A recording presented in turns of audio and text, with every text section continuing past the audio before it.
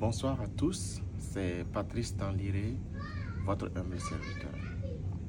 Si vous êtes passé par des pays comme le Brésil, le Panama ou même le Canada et que vous êtes demandeur d'asile aux États-Unis, alors restez scotché parce que cette vidéo vous concerne.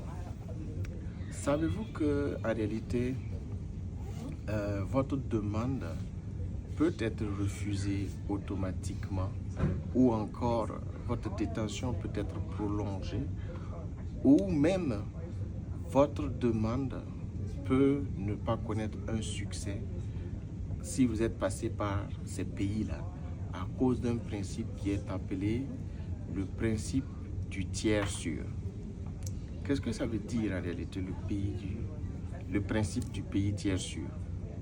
Le principe du pays tiers sûr en réalité est un principe sur lequel les États-Unis peuvent se baser pour vous refuser votre demande d'asile.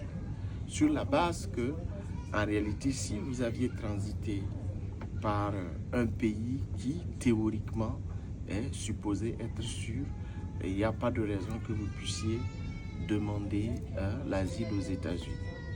Mais vous aurez compris avec moi que, justement, ça c'est le principe.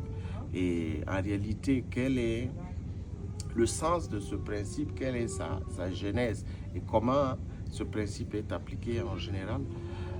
C'est un principe qui est dans la loi américaine, notamment au niveau de la section 208 A2A de l'INA, qui est l'Immigration and Nationality Act, et qui est aussi combiné avec des accords bilatéraux entre les États-Unis et d'autres pays. Par exemple, quand vous prenez avec le Canada, c'est un principe ou un accord qui date depuis 2004 et qui est appliqué de façon très agressive sous l'administration Trump 2.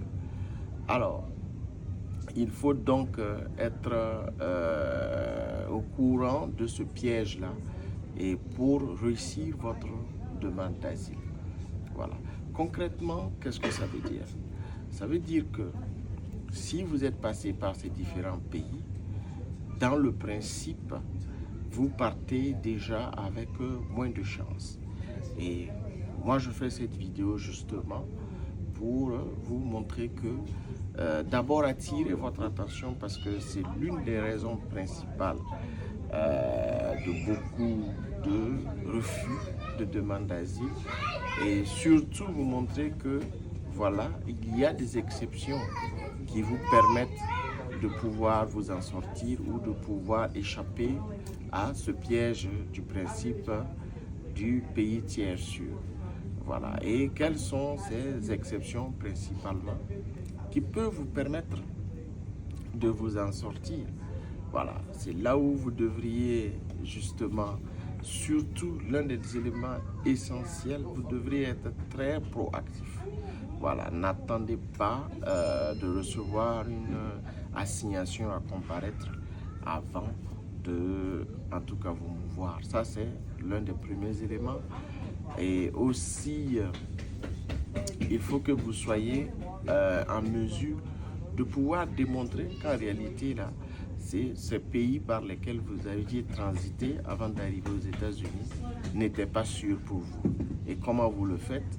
Si vous estimez que voilà, vous êtes dans le besoin, vous savez ce qu'il faut faire, le lien il est là-bas, vous pourrez prendre un rendez-vous et nous pourrons en discuter plus individuellement.